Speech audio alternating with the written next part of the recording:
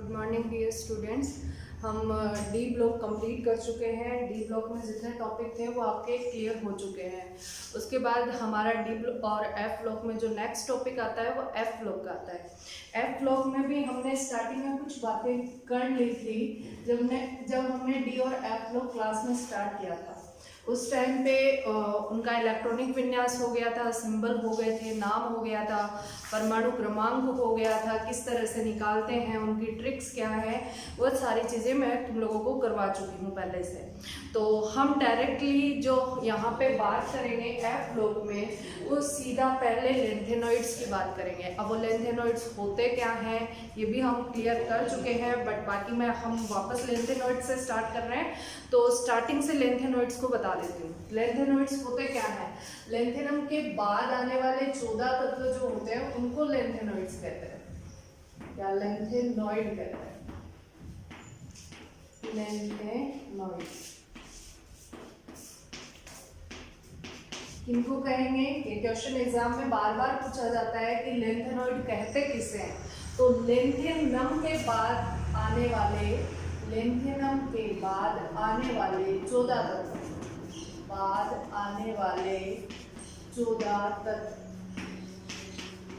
14 elements जो हैं वो क्या कहलाते हैं?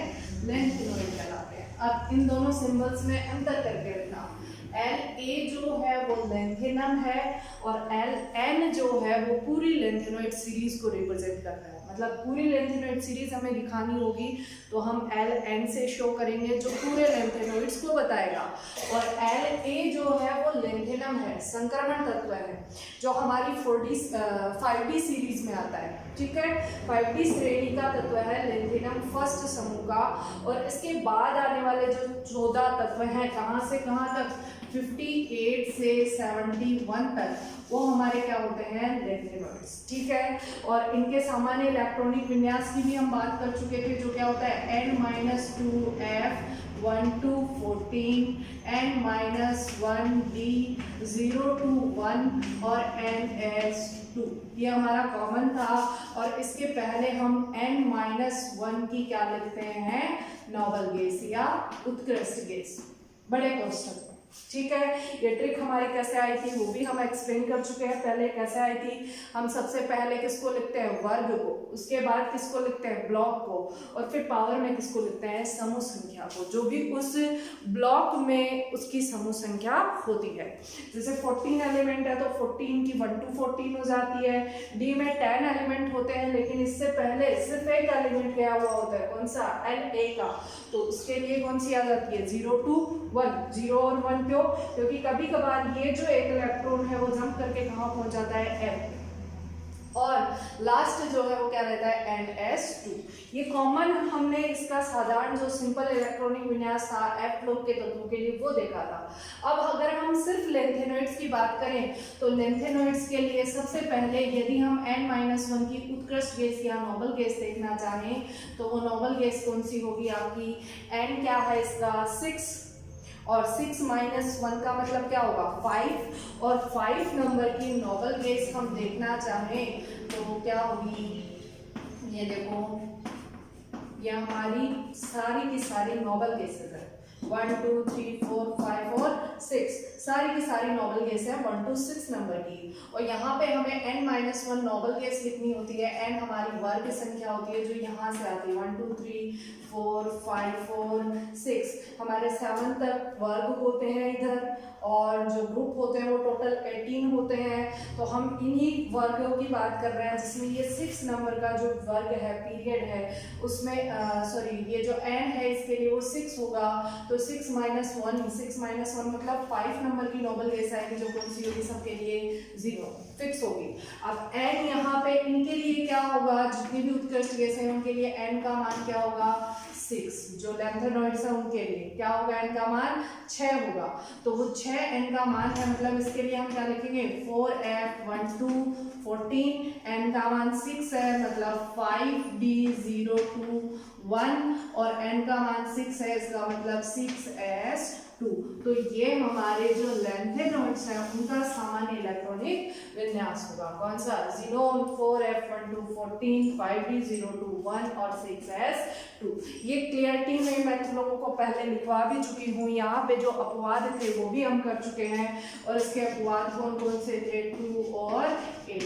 मतलब इसमें कभी भी ग्रुप नंबर में एफ ब्लॉक में 2 और 8 नहीं आएंगे।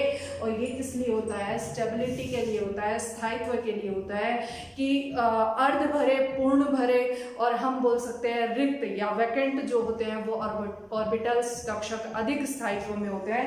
इसीलिए क्या किया जाता है, इनमें कुछ अपवाद उपस्थित होते हैं, और वो अपवाद हमारे कहाँ कहाँ आएंगे, ग्रुप नंबर 2 पे, समूह संख्या 2 पे और समूह संख्या 8 पे। कहने का मतलब इसमें 2 और 8 नंबर नहीं आएंगे। 2 के बाद नेक्स्ट नंबर थर्ड आएगा, और थर्ड आने पे डी में से एक इलेक्ट्रॉन गायब होकर के कहाँ पहुंच जाएगा, एफ में। ठीक है, यहाँ से वो एक इलेक्ट्रॉन गायब हो जाएगा। क्लियर है। तो अब देखो जंप करके वो पहुंच रहा है, तो उसके बाद 4f में इलेक्ट्रॉन जा रहे हैं। अब हमें यहीं से जो नेक्स्ट हमारा टॉपिक स्टार्ट करना है, ये सारी चीजें मैं तुम लोगों को एक्सप्लेन कर चुकी थी। किस तरह से परमाणु क्रमांक निकालते हैं ये भी हम एक्सप्लेन कर चुके थे। तो इसके जस्ट बाद हमारा जो आता है वो टॉपिक आता है लैंथेनॉइड्स में। सबसे पहला टॉपिक जो आता है वो आता है परमाणुीय एवं आयनिक त्रिज्या। किसका आता है, परमाणुीय एवं आयनिक त्रिज्या का। परमाणुीय या आयनिक त्रिज्या, परमाणुीय या आयनिक त्रिज्या। अब यहाँ से भी एग्जाम में क्वेश्चन बनता है, ये इंपॉर्टेंट है, लेकिन परमाणु और आयनिक त्रिज्या का नाम देकर के क्वेश्चन नहीं पूछा जाता। क्वेश्चन पूछा जाता है लैंथेनॉइड संकुचन के नाम से। लैंथेनॉइड संकुचन, लैंथेनॉइड संकुचन, या फिर इसी को हम बोलते हैं लैंथेनॉइड कॉन्ट्रैक्शन।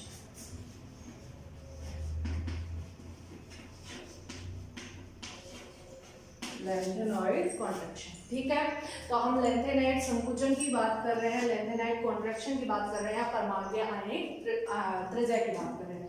तो सबसे पहले मैं 4f सीरीज लिख देती हूँ, 4f श्रेणी लिख देती हूँ, जिसको हम लैंथेनॉइड बोलते हैं। अब ये जो लैंथेनॉइड होते हैं, इनमें पहला परमाणु जो तत्व जो आता है वो आता है सीरियम का।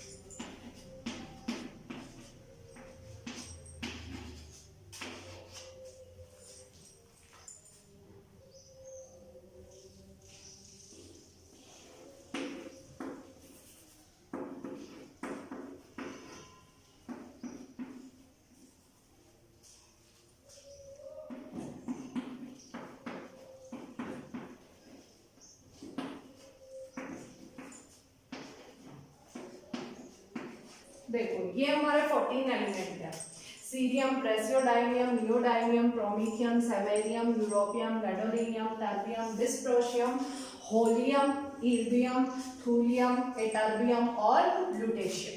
ठीक है, ये हमारे 14 एलिमेंट्स हैं। इन एलिमेंट्स में हम देखते हैं कि यदि मैं सीरियम का इलेक्ट्रॉनिक कॉन्फ़िगरेशन लिखती हूँ तो वो जो हमारी ट्रिक थी उसके अकॉर्डिंग जीनोन तो पहले आएगा ही, उसके अलावा होगा 4f1, 5d1 और 6s। ठीक है, अगर प्रेसियोडाइनियम की बात करें तो इसमें 2 ग्रुप नंबर कितना है, 2, मतलब 2 नहीं आकर के यहाँ 3 आएगा, फिर क्या आएगा 5d0, 6s2। कहने का मतलब यहाँ पे 4f3, 5d0 और 6s2। ठीक है, तो कहने का मतलब क्या है, जैसे जैसे इधर जा रहे हैं, यहाँ नेक्स्ट जाने पे 4f4, 5d0 और 6s2, ये भी हम बात कर चुके थे कि इसके 3 के बाद 4 क्यों आया, क्योंकि ये अपवाद तब तक चलता रहेगा जब तक कि ये आधा नहीं भर जाता। और f जो होते हैं वो टोटल ग्रुप नंबर होते हैं 14, मतलब इसका जो बॉक्स है, ब्लॉक है, उपकोष है, वो आधा कितने में भरेगा, 7 में भरेगा। कहने का मतलब f में जब तक 7 इलेक्ट्रॉन नहीं हो जाते तब तक ये अपवाद ऐसा का ऐसा चलता रहेगा। और d में कितने इलेक्ट्रॉन रहेंगे, 0। ठीक है। अब मैं ये इलेक्ट्रॉनिक विन्यास लिख क्यों रही थी, उसका रीजन क्या है, यहाँ से देखें तो हमारे एफ में अंदर के कोष में इलेक्ट्रॉन कितने हैं, 1, और यहाँ पे देखें तो कितने हैं, 3, फिर कितने हैं, 4, फिर कितने हैं, 5, मतलब इस तरह से बढ़ते जाएंगे, 6, 7, फिर वापस 7, फिर 8, सॉरी 8 नहीं 9 आएंगे, क्योंकि 8 क्या है, अपवाद है, तो डायरेक्टली वापस बी से क्या ले लिया जाएगा, एक इलेक्ट्रॉन ले लिया जाएगा। तो n माइनस जो 2f उपकोष है उसमें इलेक्ट्रॉन कितने आ जाएंगे, 9। तो कहने का मतलब अंदर के कोष में लगातार क्या हो रही है, इलेक्ट्रॉनों की वृद्धि हो रही है। ठीक है, तो लगातार इलेक्ट्रॉनों की वृद्धि होने से हम क्या बोल सकते हैं, ये हमारा परमाणु है कुछ इस तरह का, जिसमें ये 3rd और ये मान लिया 4th, ये 5th और ये 6th सेल है। ठीक है, अब इलेक्ट्रॉन कहाँ भरे जा रहे हैं, लगातार इस सेल में, और ये इस नाभिक से क्या है, कम डिस्टेंस पे है, लगातार इसमें इलेक्ट्रॉन भरते जा रहे हैं, तो ये क्या होगा, यहाँ से आकर्षण बल को क्या कर लेगा, प्रबल कर लेगा, और जब ये आकर्षण बल बढ़ता जाएगा तो इसके साथ ही क्या बढ़ता जाएगा, प्रभावी नाभिकीय आवेश, इसके साथ ही क्या बढ़ता जाएगा, प्रभावी नाभिकीय आवेश। और प्रभावी नाभिकीय आवेश को जो हम अपोजिट करते हैं, मतलब जिसके द्वारा ये कम होता है, वो हमारा परिरक्षण प्रभाव होता है, मतलब यहाँ से इलेक्ट्रॉनों के लिए जो रिपल्शन लगता है वो क्या करता है, इसको कम करता है। तो यहाँ क्या होगा, ये आकर्षण बल बहुत ज्यादा बढ़ने के कारण ये परिरक्षण प्रभाव न्यूनतम हो जाएगा, इस परिरक्षण प्रभाव का मान क्या हो जाएगा, कम हो जाएगा। कहने का मतलब ये बाहर के इलेक्ट्रॉन भी अंदर की तरफ खींचे जाएंगे, किसकी तरफ, नाभिक की तरफ, जिसके कारण इसकी परमाणुीय और आयनिक त्रिज्याओं में कमी आ जाएगी, जिसके कारण क्या होगा, जो भी हम लेंथेनॉइड या एक्टिनॉइड जिसमें भी हम बात करें उसमें क्या होगा, परमाणुीय और आयनिक त्रिज्याओं में कमी आ जाएगी, और इन्हीं परमाणुीय और आयनिक त्रिज्याओं में कमी को लेंथेनॉइड के लिए क्या कहा जाता है, लेंथेनॉइड संकुचन। और यही क्रिया जब एक्टिनॉइड्स में होती है तो एक्टिनॉइड्स के लिए उसको क्या कह दिया जाता है, एक्टिनॉइड संकुचन। ठीक है, क्लियरली है, वापस एक बार समझ लीजिए वो क्या रहा है। देखिए यहाँ पर लगातार हम देख रहे हैं कि 1 के बाद 3, 3 के बाद 4, 5, 6 कौन से में भरे जा रहे हैं, 4f कोष में, 4f कोष में इलेक्ट्रॉन लगातार भर रहे हैं, मतलब अंदर के कोष में लगातार इलेक्ट्रॉन बढ़ रहे हैं, और अंदर के कोष में लगातार इलेक्ट्रॉन बढ़ने से यहाँ पे जो नाभिक होगा उसके साथ इनका आकर्षण बल क्या हो जाएगा, प्रबल हो जाएगा, अधिक हो जाएगा। यहाँ बाहर तो इलेक्ट्रॉन फिक्स रहेंगे, सिर्फ इलेक्ट्रॉन कौन सी सेल में भरे जा रहे हैं, 4l, और यहाँ पे ये जो सेल है वो भी फिक्स रहेंगी, कितनी, 6, मतलब लास्ट 6 तक ही इलेक्ट्रॉन इसमें इंक्लूड होंगे। तो यहाँ पे सेल भी फिक्स है और इलेक्ट्रॉन भी सिर्फ एक ही कोष में भरे जा रहे हैं, और वो कौन सा है, हमारा 4f कोष। तो 4f कोष में इलेक्ट्रॉन भरे जाने के कारण यहाँ से नाभिक का आकर्षण बल बढ़ता जाता है, और परिरक्षण प्रभाव में जो हम शिल्डिंग इफेक्ट बोलते हैं वो कौन सा होता है, कि यहाँ पे शिल्ड बन जाती है इलेक्ट्रॉन इलेक्ट्रॉन प्रतिकर्षण के कारण, और इसी के कारण जो हमारा आकार है उसमें वृद्धि होती रहती है। लेकिन यहाँ पे क्या होगा, ये परिरक्षण प्रभाव जो होगा वो बिल्कुल कम हो जाएगा। ठीक है, और परिरक्षण प्रभाव कम होने से और प्रभावी नाभिकीय आवेश में लगातार वृद्धि होने से परमाणुीय और आयनिक त्रिज्याओं के मान में लगातार क्या होती रहेगी, कमी होती रहेगी। कहने का मतलब अगर पहला आकार इतना होगा तो लास्ट तक जाते जाते इनके आकार में लगभग इतनी कमी आ जाएगी, मतलब ये कम होता जाएगा होता जाएगा होता जाएगा और लगभग इतना कम हो जाएगा। तो यहाँ पे ये जो परमाणुीय और आयनिक त्रिज्या हैं उनके मान में क्या आ रही है, कमी आ रही है, उसी को हम क्या बोल रहे हैं, लेंथेनॉइड संकुचन। क्लियर है, तो अब हम लेंथेनॉइड संकुचन को लिख लेते हैं, है क्या लेंथेनॉइड संकुचन। तो सबसे पहले लेंथेनॉइड संकुचन में हम इसकी डेफिनेशन लिखेंगे कि लेंथेनॉइड संकुचन कहते किसे। तो डेफिनेशन क्या निकलेगी, जो मैंने एक्सप्लेन किया है उसके अकॉर्डिंग, कि परमाणु क्रमांक बढ़ने के साथ परमाणु क्रमांक बढ़ने के साथ परमाणु क्रमांक बढ़ने के साथ लेंथेनॉइड की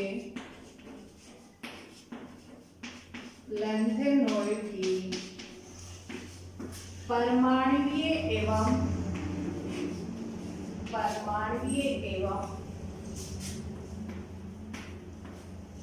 आयनिक त्रिज्या में परमाणुीय एवं आयनिक त्रिज्या में क्रमागत कमी ही लेंथेनॉइड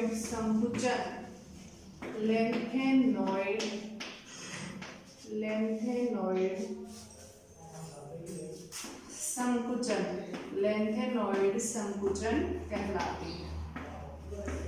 ठीक है, हमने 4f कोर्स की बात की थी। वो कैसे बढ़ रहा है? परमाणु क्रमांक बढ़ने के साथ बढ़ रहा है। तो परमाणु क्रमांक बढ़ने के साथ लेंथेनॉइडों की परमाणु और आयनिक त्रिज्याओं में क्या हो रही है? लगातार कमी हो रही है।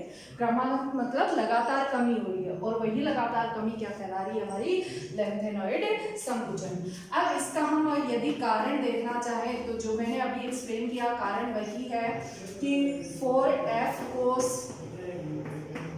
कोस बोल सकते हैं, या उसी कोस को हम क्या बोल सकते हैं? n-2f कोस, या हम बोल सकते हैं आंतरिक कोश। ठीक है, में इलेक्ट्रॉन भरे जाने के कारण, आंतरिक कोश में इलेक्ट्रॉन भरे जाने के कारण, आंतरिक कोश में इलेक्ट्रॉन भरे जाने के कारण क्या होगा? प्रभावी नाभिकीय आवेश, ये लाइन इंपॉर्टेंट है। प्रभावी नाभिकीय आवेश में लगातार वृद्धि होती जाती है। प्रभावी नाभिकीय आवेश में लगातार वृद्धि होती जाती है, और साथ ही परिरक्षण प्रभाव में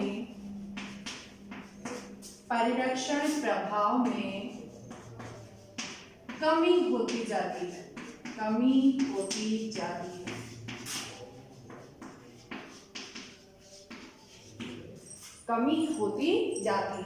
जिसके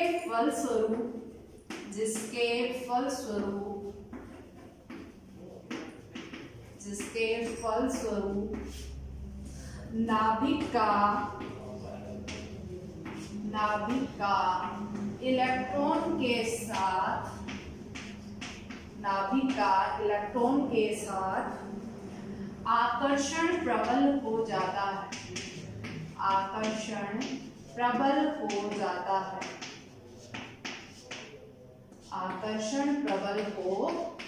है। और परमाणुीय एवं आयनिक त्रिज्याएं घट जाती हैं,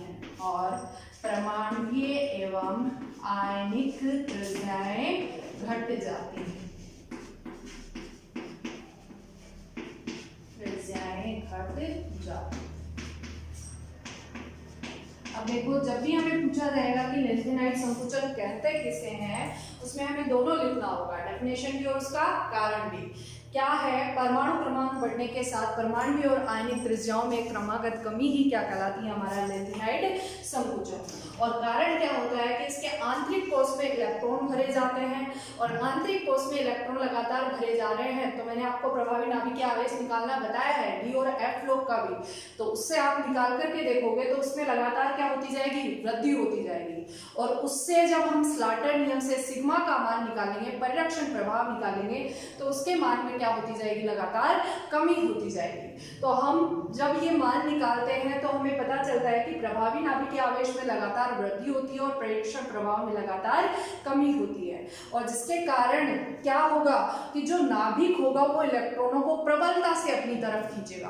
तो नाभिक है, इलेक्ट्रॉन को जब प्रबलता से अपनी तरफ खींच रहा है, तो जो परमाणुीय आकार या परमाणुीय त्रिज्या पहले थी, उससे परमाणुीय आकार या परमाणुीय त्रिज्या का मान क्या हो जाएगा?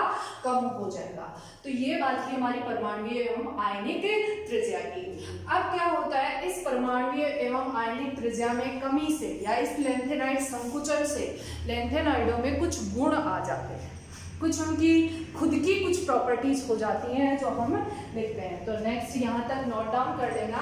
नेक्स्ट हम लिखते हैं लेंथेनाइड संकुचन का प्रभाव या परिणाम। ये मैं मिटा रही हूँ। नेक्स्ट जो लेंथेनाइड संकुचन में टॉपिक आ रहा है वो क्या आ रहा है, लेंथेनाइड संकुचन का प्रभाव या परिणाम। और ये क्वेश्चन कभी कभी क्या होता है, लेंथेनाइड संकुचन के डेफिनेशन के साथ भी पूछ लिया जाता है। किस तरह से, लेंथेनाइड संकुचन किसे कहते हैं और इसके क्या क्या प्रभाव होते हैं या इसके क्या परिणाम होते हैं। ठीक है, तो ये जो है वो नेक्स्ट जो आ रहा है वो हमारा क्या आ रहा है, लेंथेनॉइड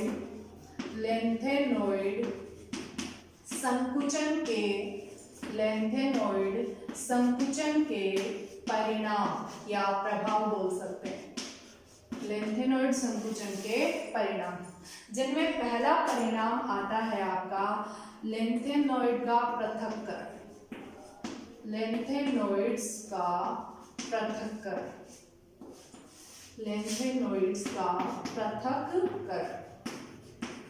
अब लेंथेनॉइड्स के पृथक्करण की बात करते हैं तो लेंथेनॉइड्स के पृथक्करण में सुनिए कि क्या होगा। लेंथेनॉइड्स के पृथक्करण में अगर हम लेंथेनॉइड संकुचन नहीं होता तो जो लेंथेनॉइड्स होते हैं उनके सारे गुण समान होते हैं, सारी प्रॉपर्टीज क्या होती हैं, समान होती हैं। और सारे गुण समान होने के कारण उन सभी लेंथेनॉइड को अलग करना मुश्किल हो जाता है, हमारे लिए कठिन हो जाता है, डिफिकल्ट हो जाता है। तो अब हम क्या करेंगे, इन लेंथेनॉइड्स को, जो लेंथेनॉइड संकुचन की क्रिया हो रही है उससे कुछ गुण जो होते हैं वो डिफरेंट हो जाते हैं। कुछ गुण कैसे मान सकते हैं, जैसे हम सॉल्युबिलिटी को माने तो सॉल्युबिलिटी जो होगी वो आयन के आकार पे निर्भर करेगी, मतलब कण के आकार पे निर्भर करेगी। तो आकार हमारा लगातार कम हो रहा है, मतलब उसकी विलेयता भी क्या होती जा रही है, बढ़ती जा रही है। मतलब जितना छोटा आकार होगा उसकी विलेयता उतनी ही ज्यादा होगी। तो विलेयता के आधार पे उसमें गुण भिन्न आ जाते हैं। या फिर हम इससे पहले संकुल यौगिकों का निर्माण पढ़ के आए डी ब्लॉक में, तो संकुल यौगिकों का निर्माण भी किस पर निर्भर करता है, हमने उसमें पहला पॉइंट देखा था किसका, परमाणुीय आकार का।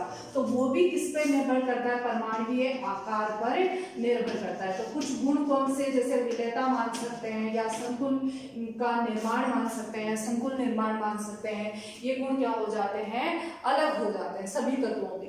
और इन्हीं गुणों के कारण कुछ विधियों से, जो विधियां हम मान सकते हैं, प्रभाजी आश्वन हो सकती है या आयन विनिमय विधि हो सकती है, इन विधियों से क्या किया जा सकता है, लेंथेनॉइड्स का पृथक्करण संभव है। क्लियर हो गया होगा। वापस एक बार बोल देते हैं कि लेंथेनॉइड्स की सारी प्रॉपर्टीज सिमिलर होती है, समान होती है, तो उसके कारण इनके जो गुण समान होते हैं उसके कारण इनको पृथक करना डिफिकल्ट हो जाता है, कठिन हो जाता है।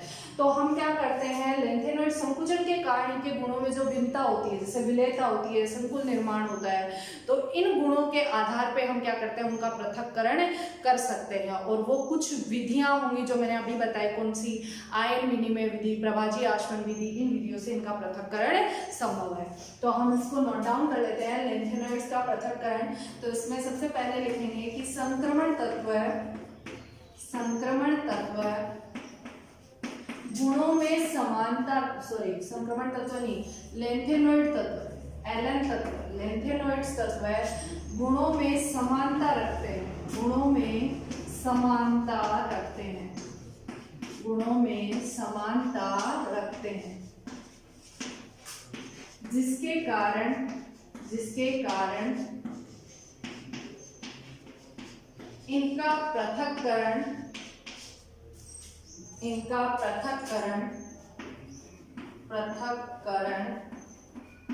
कठिन हो जाता है, इनका पृथक्करण कठिन हो जाता है।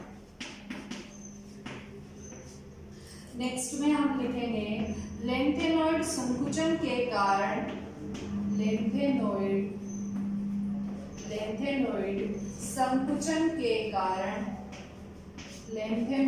संकुचन के कारण इनके कुछ गुणों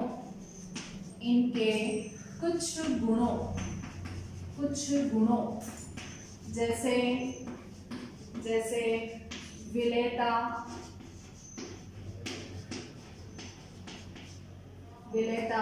संकुल यौगिक का निर्माण, संकुल आयन या संकुल यौगिक का निर्माण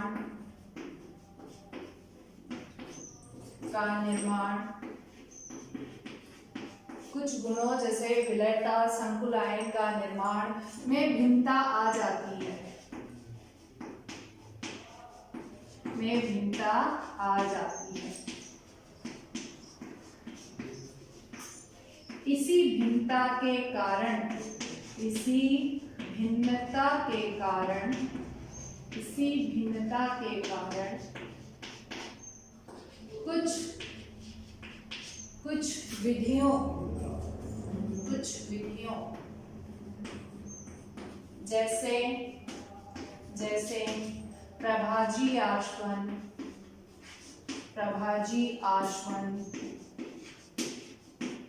आयन विनिमय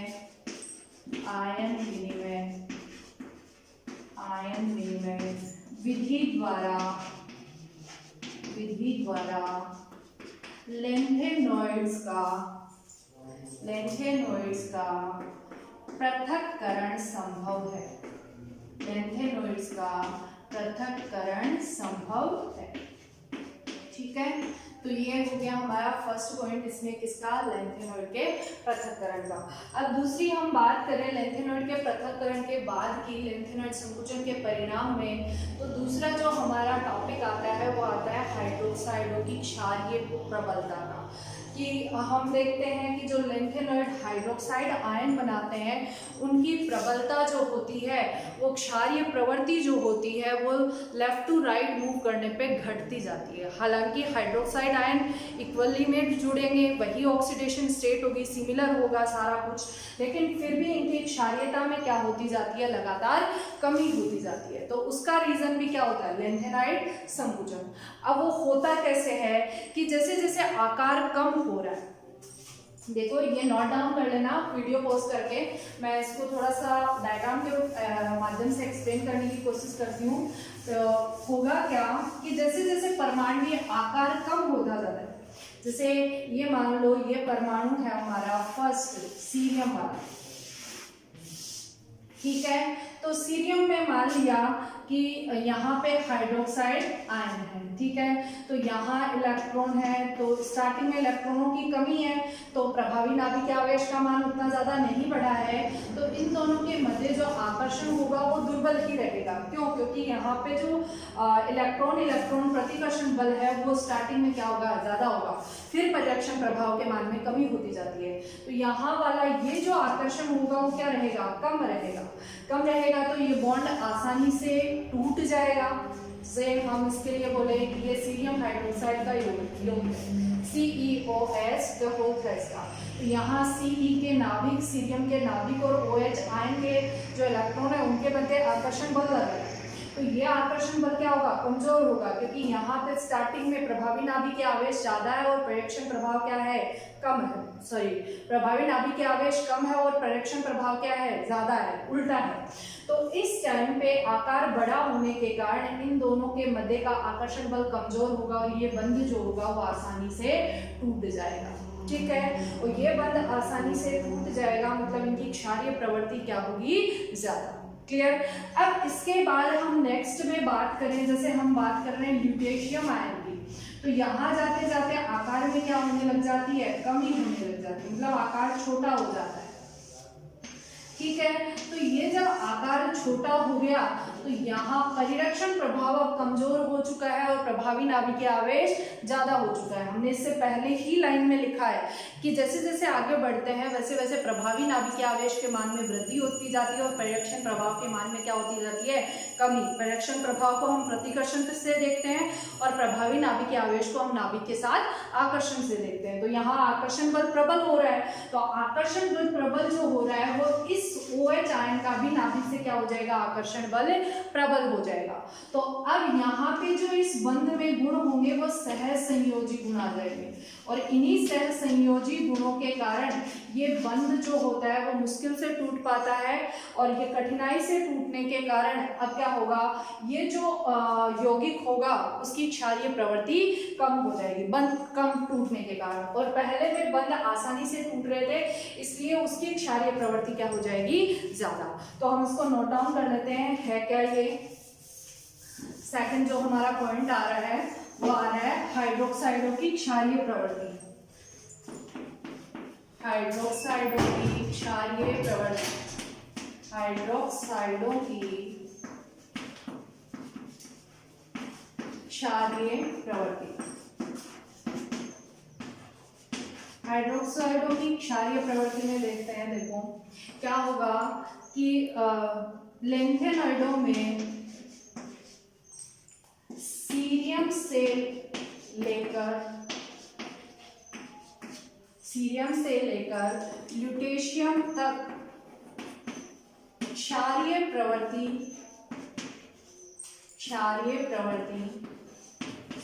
कम होती जाती है, कम होती जाती है, क्योंकि लैंथेनॉइड संकुचन के कारण, लैंथेनॉइड संकुचन के कारण, लैंथेनॉइड संकुचन के कारण लैंथेनॉइडों के अंतिम तत्व प्रबल सहसंयोजी बंध बनाते हैं, प्रबल सहसंयोजी बंध बनाते हैं, जिसके कारण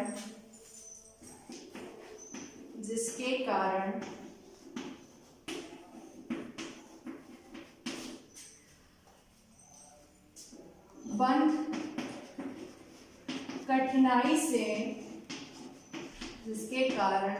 कठिनाई से विघटित होता है और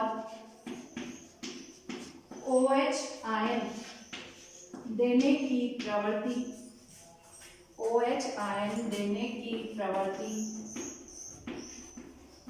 या क्षारीय प्रवृत्ति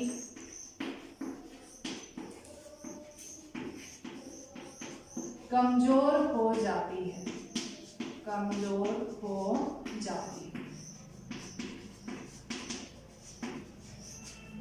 अब इसके बाद हमारा ये पॉइंट हो चुका है कि क्षारीय प्रवृत्ति कम क्यों हो रही है, क्योंकि आकार जैसे जैसे छोटा हो रहा है उसके अंदर कौन से गुण आ रहे हैं, सहसंयोजी गुण आ रहे हैं, जिसके कारण बंध जो होगा वो मुश्किल से टूटेगा, कठिनाई से टूटेगा, और बंध कठिनाई से टूटेगा तो क्षारीय गुण जो OH आयन देने की प्रवृत्ति है वो क्षारीय गुणों में क्या आ जाएगी, कमी आ जाएगी। ठीक है, तो इसके बाद जो परिणाम में थर्ड पॉइंट है वो आपका आता है सेकंड और जो तृतीय श्रेणी का आकार है वो क्या होगा, संक्रमण श्रेणी का लगभग समान होगा। तो इसकी बात अब हम नेक्स्ट क्लास में करेंगे। धन्यवाद तब तक के लिए।